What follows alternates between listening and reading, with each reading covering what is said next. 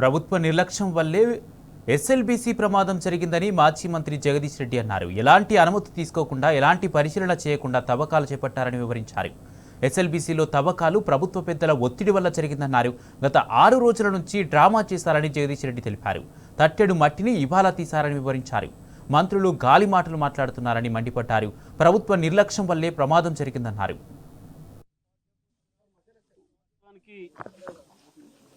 జరిగిన సంఘటన దురదృష్టకరం.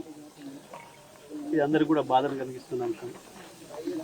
6 రోజులుగా ఇంకా అందులో చిక్కుకుపోయిన కార్మికుల ఇంజనీర్ల ఆచూకీ తెలియకపోవడం అనేది మరింత బాధాకరమైన విషయం.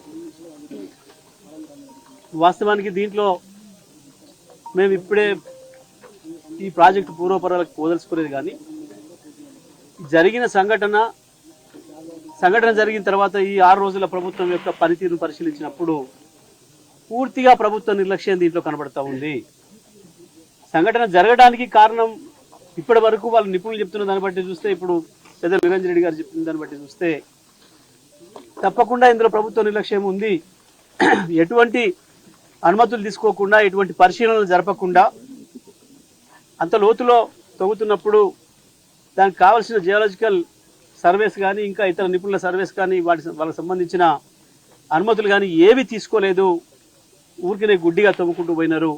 ఎవరి ఒత్తిడి వల్లనో ఇది జరిగింది, ఇది సాధారణంగా జరిగే పని కాదు, ఇది ఎవరో ఒకరి ఒత్తిడి వల్ల జరిగింది అనేది అక్కడ వాళ్ళు మాట్లాడుతున్న దాన్ని బట్టి మనకు అర్థమవుతున్న విషయం.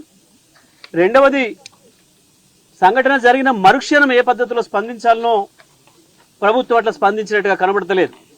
ఇప్పుడు మేము హరీష్ రావు గారు మేమందరం వెళ్ళినప్పుడు అక్కడ ఉన్న చాలా మందితోని ఇంతసేపు మాట్లాడడం జరిగింది. హరీష్ రావు గారు ప్రతి ఒక్కరితో కూడా ఇంటరాక్ట్ అయినారు.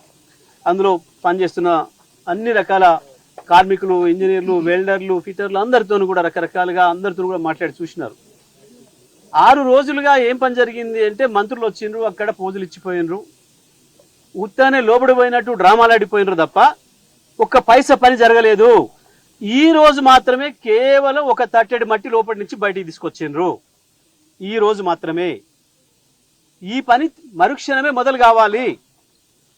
కూలిన వాటి కింద ఉన్నారా, వాళ్ళు కూలిన వాటికి అవతలు ఉన్నారా, వాళ్ళు మనం రక్షించుకోవాలంటే దానికి తాపత్రయపడే వాళ్ళు చేసే పని వెంటనే డెబ్రీస్ని బయటికి తీసుకురావాల్సిన పని. కానీ ఇవాళ 6వ రోజు తర్వాత ఎవరో పాపం ఇంజనీర్లు వచ్చి చెప్పిన తర్వాత ఇవాళ వచ్చిందట ఆలోచన. అది కూడా ఉదయం నుంచి మొదలు పెడితే ఇప్పటి వరకు, ఇప్పుడు మేము అక్కడ ఉన్నంతసేపటికి దాదాపు 3:30-4 కావస్తుంటే కేవలం ఒక్క లారీలో కొద్దిగా తీసుకొచ్చి ఆడ పోసిండ్రు. అంటే ఈ లెక్కన ఈ ప్రభుత్వానికి జరిగిన సంఘటన మీద ఏం సీరియస్నెస్ ఉంది, లోపల ఉన్న కార్మికులు, ఇంజనీర్లు వాళ్ళ పట్ల వీళ్ళకి ఏం ఆతృత ఉంది, వాళ్ళ జీవితాల పట్ల వీళ్ళకి ఎటువంటి అభిప్రాయం ఉంది, వాళ్ళ ప్రాణాల పట్ల వీళ్ళకి ఏం అభిప్రాయం ఉంది ఈ ప్రభుత్వానికి అనేది మనకు స్పష్టంగా కనబడుతుంది. ముఖ్యమంత్రి సొంత జిల్లా ఇంతవరకు పత్తా లేడు. కేవలం ఎన్నికల పర్యటనలు,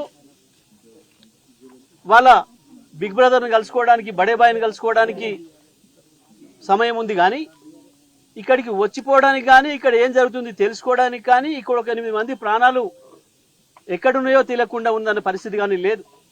మంత్రులు గాల్లో తిరుగుతున్నారు, గాల్లో మాట్లాడుతున్నారు, గాలి మాటలు మాట్లాడుతున్నారు తప్ప ఒక్కడంటే ఒక్కడు కూడా బాధ్యతాయుతంగా మాట్లాడిన వాడు కూడా లేడు.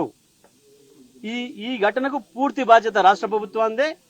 ఈ గత 6 రోజులుగా జరుగుతున్న నిర్లక్ష్యానికి కూడా కారణం ఈ ప్రభుత్వానిదే.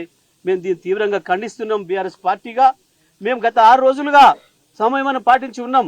మేము అక్కడికి వెళ్తే అక్కడ ఏమన్నా ఇబ్బంది జరుగుతుందని చెప్పి అంటారేమో, వీళ్ళు మేము చేసే పనులకు ఆటంకాలు జరుగుతాయని అంటారేమో అని చెప్పి హరీష్ రావు గారు కావచ్చు, కేటీఆర్ గారు కావచ్చు, కేసీఆర్ గారి ఆదేశాల మేరకు మీరు ఉండండి, తొందరపడి మనం పోయే పని లేదు, ప్రభుత్వాన్ని చేయనియండి అని చెప్పి చూస్తే 6 రోజులు చూసినా కూడా ఇవాళ ఒక్క నిమిషం ఒక పని కూడా జరగలేదు. మేము తప్పకుండా దీన్ని చూడాలని ఈరోజు రావడం జరిగింది.